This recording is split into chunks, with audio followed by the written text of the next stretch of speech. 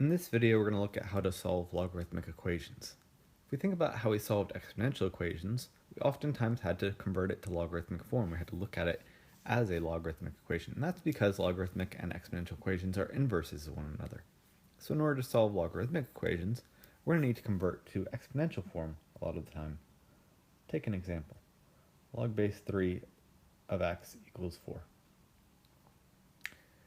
I have no idea what x is supposed to be, so let's convert over to exponential form to view this problem in a slightly different way. Well, exponential form says we'd have 3 to the power of 4 equals x. Well, that's pretty easy to see now that our answer should be 81. 3 to the 4th is equal to 81. Let's take a problem that we're going to do slightly differently. So let's take log base 3 of x equals log base 3 of 4x plus 1. Keep that in parentheses, otherwise it's just saying log base 3 of 4x, and then we add the 1. So in order to do this problem, we could absolutely convert it over to exponential form. So we'd have, say, this 3 to this power over here, the right-hand side, equals x, and then we'd have to cancel out the logs. We could do that absolutely. Or we could think about this property right here, that log base b of x, if that equals log base b of y, then the x is going to be equal to the y. And so that is a property that the book gives us. And like I said, we could find that just by converting over to exponential form. It wouldn't be very hard to find, but it definitely saves us a little bit of time. Anytime we notice that we have the same log base on both sides of the equation, no coefficients, no other terms, we're going to be able to just drop those logs and leaves us x equals y. That's what we have here. We have log base 3, log base 3, so we're going to have x is equal to 4x plus 1. Now I'm going to solve this like any other linear equation, subtract my 4x to both sides, and so I'll have negative 3x equals the 1, and I'll divide both sides by the negative 3 to get x to be negative 1/3. Now before I box this, before I say this is my final answer, I need to remember that the domain of the logarithmic function is not negative to infinity. It has a restricted domain. So just like with root functions, just like with rational functions, when I get a value, when I get a solution for x, it might not work. I always need to take this, and I need to plug it back in to both of my original x's. So what we're going to see, is it positive as we need it to be, or do we get a negative or 0? And in this case, when I plug that negative 1/3 back into this very first x, right there, I end up getting log of a negative number. I can't have the log of a negative number, so that tells me that solution does not work. If I were to plug it into the other side, I'd notice I get a negative value as well, but it doesn't matter. The second we find it doesn't work on one side, we say that that's not actually going to be a solution. So in this problem, that means we have no solutions, okay, which is completely possible. Now, I didn't check the first one because I knew it would work out, but if we go back and check that one, we should have really take that 81, plug it back in for x, log of 81, that's absolutely fine. We just can't take the log of a negative number or a 0. So there will be times that we end up with no solutions. Could be we have multiple solutions and only one might work, or maybe none will work, or maybe they will all work. So we just have to kind of follow those solutions and see where they take us. Let's take another equation. 2 natural log of 3x equals 1. So this is another one of those. I don't have the same log base on both sides, so I'm going to have to convert this to exponential form pretty quickly. But this time, I have that coefficient 2 sitting in front. I have to move that first. And I have a couple options. I can't leave it out front, but we know that we can always take those coefficients and we can stick them back up as exponents on our base inside that logarithm. The power rule allows me to do that. We looked at that in a previous section.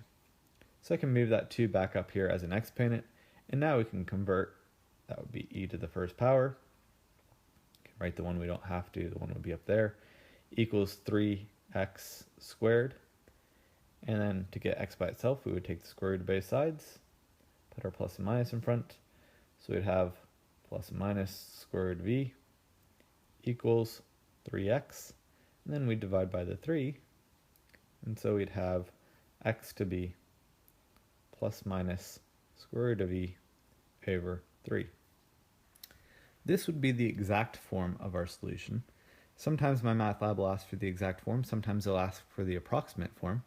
So if we type this in the calculator, that gives us the approximated value, and it is only approximate because we're going to have to round. Should get 0.5496, we'll round it to 4 decimal places. And again, we still have that plus minus hanging around. We do need to go back and check both of these solutions. It's going to be a lot easier to check this approximated form. So even if my math lab or the problem is asking for something as an exact value, let's use this approximate value to check it. So if we plug the positive in, if we think about that positive there, positive 0.54 is going to give us positive inside the natural log, which works fine. But if we think about the negative, negative 0.54, negative 1/2 approximately, negative 1/2 times 3 is a negative 3 halves. So that's not going to work. So the only solution that will work here, let's go ahead and get rid of our negative, is going to be that positive solution. There would be our exact form, there would be our approximate form, and we've dropped the negative. So this would be a case where one of the values works and one of them does not. Now I did say there's 2 ways to do this problem, so let's look at the second way. Because I don't have a logarithm on the right hand side, I can start by dividing dividing the 2 over to that right hand side. We had 1 over there. So I'm going to divide both sides by 2. That of course moves the 2, leaves me natural log of 3x equals 1/2. Now we're going to convert it over to exponential form, so we're going to have e to the 1/2 power equals 3x. Now if we remember e to the 1/2, that's the same thing as the square root of e. And notice we're back to the same spot. Only we've missed that negative value. We never included that negative value to begin with, but we know that negative value is not going to work. So either of these methods would work. The one on the right, a little bit more direct. However, the one on the left is going to be the only way we can do some problems if we have those logs on both sides. Alright, so let's look at one of those more complex problems. Just adding another layer of difficulty here. Now we have logs on both sides, but we also have multiple terms on that left-hand side. As I said earlier, I have to have one term on each side, and I have to have no coefficients. We have no coefficients. There's no numbers written in front of the logs. But I need to combine these 2 logarithms on the left-hand side first. Now, if we think about what the addition tells us to do, we can use the product rule to combine those again, using our rules of condensing. So that'll be log base 7. And we'll multiply the 3 and the x to have 3x. That leaves us log base 7 of 32 on this side. Once we've condensed, then this becomes a very easy problem. We can just drop those logs again. 3x is equal to 32. Divide both sides by the 3. And so we are going to have another approximated value here. It's going to be approximately 10 2/3, or we could use 32 over 3. However we want to list that, those are equivalent values. Once again, let's check it by plugging it in. Always going to plug it into that very initial stage. So log of 32 over 3, that's a positive value, that's going to work out. Now we could check it the whole way out. We could actually plug the values in. We could type in log base 7 of 3 plus log base 7 of 32 over 3. Of course, we'd have to use our change of base rule to do those in the calculator. And then we could find what log base 7 of 32 was. See if those are going to work out, and what we should see is those are 2 identical values on left and right hand side. So that should work out, but we must check to make sure it doesn't give us a negative value when we plug it back in for x. Let's look at one more. So here we have 2 log base 4 of x minus log base 4 of x minus 1 equals 1. So we're going to have to do several things. One, we see we have a coefficient. We obviously have 2 terms, one here and one here. The right hand side is looking pretty good, but this left hand side we definitely need to work with. So we have a couple options. Probably the easiest thing to do would just be to condense this left hand side. Let's leave the logs all together. Let's leave those logarithms all together.